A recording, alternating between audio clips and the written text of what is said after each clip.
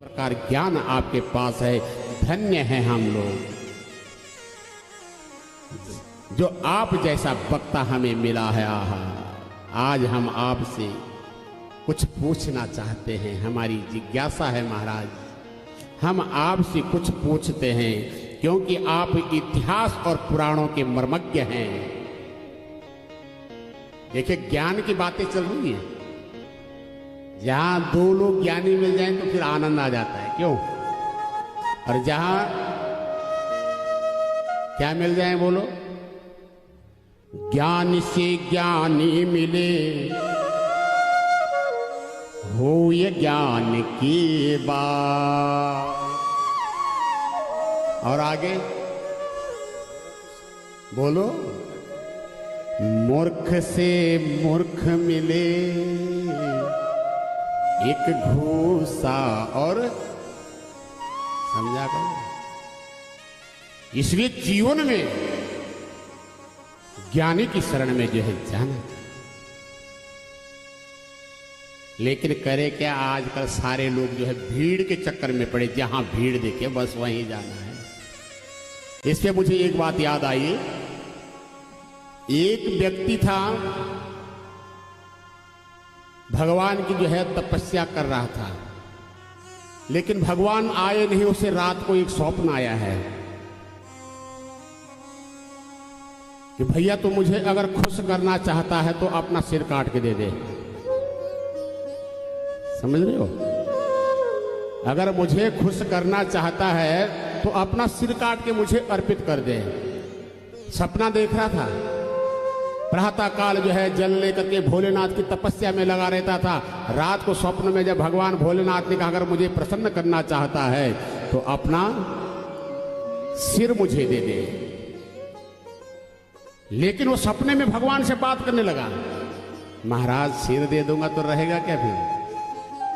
अच्छा अच्छा अच्छा अच्छा ठीक है, बोल। सिर नहीं दे सकता है पर कुछ दूसरी चीज दे दे। हाँ महाराज दूंगा, लेकिन मैं अब बदलूंगा नहीं।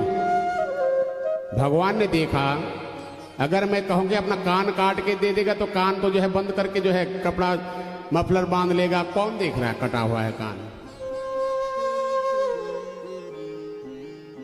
आंख अगर मांग लूंगा तो चश्मा लगा करके चल देगा। कौन देख रहा कि आंखें नहीं है? भगवान ने कहा अगर तू देना ही चाहता है तो अपना नाक काट करके दे दे, मैं तेरे को दर्शन दे दूंगा। समझ रहे हो?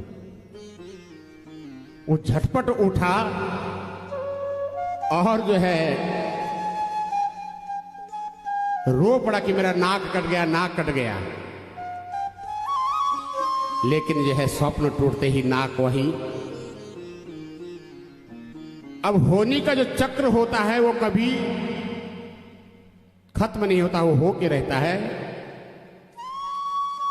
उसका दुर्भाग्य था, उसकी वास्तव में नाक कट गई। अब बेचारा गांव में जिस गली से जाए, कोई कहे नकटो चाचा, कोई कहे नकटो ताऊजी, नाम ही नकटो पड़ गया। शर्म के मारे कहता कान कटा होता तो बंद कर ला, लेकिन नाक ही कटा है तो जो है क्या क्या छुपाए। आज का जमाना तो, उस समय मास्क तो था नहीं तो आज तो मास्क भी मिल गया है, क्यों? अब उसका नाम ही नकटू पड़ गया है। कोई नकटू मामा कहे, कोई ताऊ कहे, कोई चाचा कहे, बेचारा बड़ा परेशान हो गया, दुखी हो गया है दुनिया से। जो है दुनिया मुझे जो है नकटू नकटू करके कहते हैं। उसने जो है गृहस्थ जीवन त्यागा। ना कोई मामा बोलेगा, ना कोई चाचा बोलेगा, ना भैया बोलेगा, ना ताऊ बोलेगा, और संत बन गया है। अब संत जी से जो भी भक्त लोग आए तो सब देखते हैं, प्रणाम करते हैं, चले जाते हैं। लेकिन एक भक्त ने एक दिन पूछ लिया, महाराज ये आपकी नाक कैसे कट गई है? अब जो है संत बना हुआ, बुद्धि लगाई, उसने कहा दुनिया ने परेशान कर दिया है। गृहस्थ जीवन में नाक कटी, वहां भी नकटू नाम पड़ गया, संत बन गया, यहां पर भी लोग जो है पूछने लग गए। अब बहुत दुखी हुआ है। उसने विचार किया है, उसने कहा कि देखता हूं ये संसार के लोग किस प्रकार से चलते हैं। उसने उस व्यक्ति को कहा, भैया आपको पता है मैंने नाक क्यों काटी है? हाँ हाँ बताओ। अरे तेरे को बता के फायदा क्या होगा? अरे बताओ ना। अरे मेरे भगवान ने कहा कि नाक काट, दर्शन दूंगा, और भगवान ने कहा दर्शन दे के जो है मैं तेरे साथ जीवन पर्यंत रहूंगा, और भगवान मेरे साथ साथ रोज रहता है, क्योंकि मैंने नाक कट गई, भगवान मुझे दिख रहा है। तूने नाक नहीं काटी है, तेरे को इसलिए नहीं दिख रहा है कि भगवान दिख जाएंगे नाक काटने पे। हाँ हो जाएगा। उसने भी उठाई, नाक काटी, भैया कहाँ दिख रहा है? अब जो है दूसरा नाक कटने वाला दो हो गए, पहले अकेला था वो। अब दो होने के बाद वो कह रहा, भैया भगवान तो दिखने नहीं है। अरे महाराज अगर भगवान मुझे दिखते तो मैं तुझे बताता। धीरे धीरे धीरे धीरे एक तीसरा आया, तीसरे को भी वही मंत्र, चौथे को भी वही मंत्र। 4 हो गए ना कटे, 5 हो गए ना कटे, 6 हो गए, यानी इतनी बड़ी भीड़ कर दी। उनका एक ग्रुप बन गया सारे नकटों का। तो ये कलयुग है मेरे भाई बहन, जहां भीड़ देखिए, एक से दूसरा, दूसरा से तीसरा, तीसरा से चौथा जुड़ता गया है। वो संत भी जो है बुद्धि लगा करके दिमाग लगाया है कि कलयुग के लोगों को धक्का, एक को धक्का दे दो, उसके बाद देखो जरा क्या होता है। तो हजारों नकटे बन गए हैं, तो क्यों किसको पूछे? सामने बैठा नाक कटी है, ऊपर बैठा नाक कटी है, हजारों नाक कटे, किसको पूछे नाक कटे? भगवान किसी को नहीं मिला। इसलिए ये भीड़ है, इस भीड़ में जो है कलयुग में भीड़ के पीछे भाग रही है, कुछ मिलने वाला नहीं है। तो हम बता रहे थे कि भीड़ में कुछ मिलने वाला नहीं है। यह सौनक जी जो है सूत महाराज जी से कहते, महाराज आप मर्मज्ञ हैं, आप बड़े चतुर हैं, आप इतिहास पुराण को जानते हैं। हम आपसे आज जो है कुछ पूछना चाहते हैं। सूत जी से कहते हैं, सूत जी ने कहा, अरे श्री ऋषिराज धन्य है ऐसे संत जिनके मन में ये भाव है, कहिए क्या पूछना चाहते हैं? महाराज एक बात नहीं पूछूंगा, मैं आपसे आज एक बात नहीं पूछूंगा, 6 बात पूछूंगा। क्योंकि जीवन में 6 दिन है, 7वें दिन तो मरना पक्का है। ऐसे ही हम कथा कर रहे थे, हमने कहा पहले दिन 7वें दिन मोक्ष होना, दूसरे दिन पंडाल खाली मिला हमको। कथा ही सुनने नहीं आए, सिर्फ जो है मुख्य जजमान बैठे था। मैंने क्या हुआ कि महाराज आपने कहा कि पुष्प विमान आएगा, मोक्ष कोई जाना नहीं चाह रहा है, कोई मरना नहीं चाहता है। हमें मरना थोड़ी है 7वें दिन, समझने की बात है बस। लेकिन समझ करके कोई समझ नहीं पाता है। समझ करके जो समझे वो समझदार कहलाता है। समझ करके जो नहीं समझता है वो क्या होता है? बेसमझदार बन जाता है। तो दुनिया तो मेरे भाई बहन भीड़ के पीछे पड़ी है बेसमझ बन करके।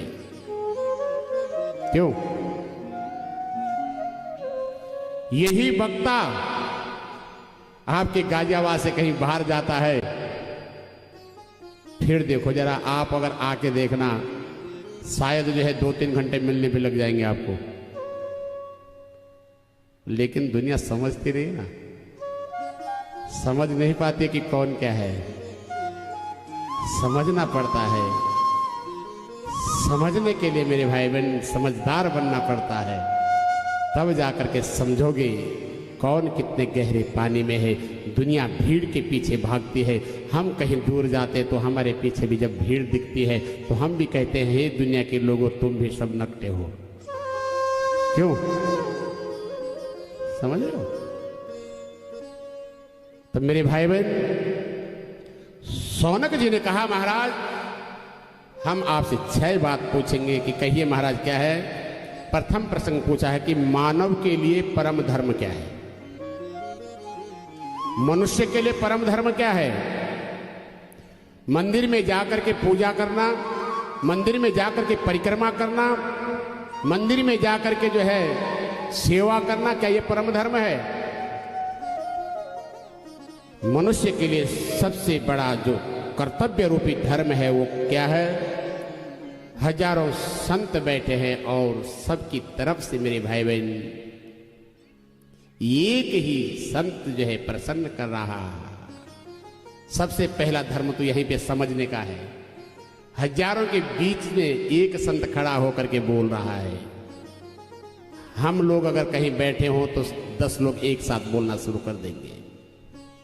दूसरी बात है महाराज, मंदिर में जब हम पूजा करने जाते हैं तो बड़ी विचित्र बात लगती है। कोई कहते हैं शंकर जी श्रेष्ठ हैं, कोई कहता है दुर्गा श्रेष्ठ है, कोई बोलता है भैरव बाबा श्रेष्ठ है, कोई कहता है हनुमान श्रेष्ठ है। महाराज ना जाने कलयुग में तो ना जाने कितने देवता और भी प्रकट हो रहे हैं, कौन सा श्रेष्ठ है?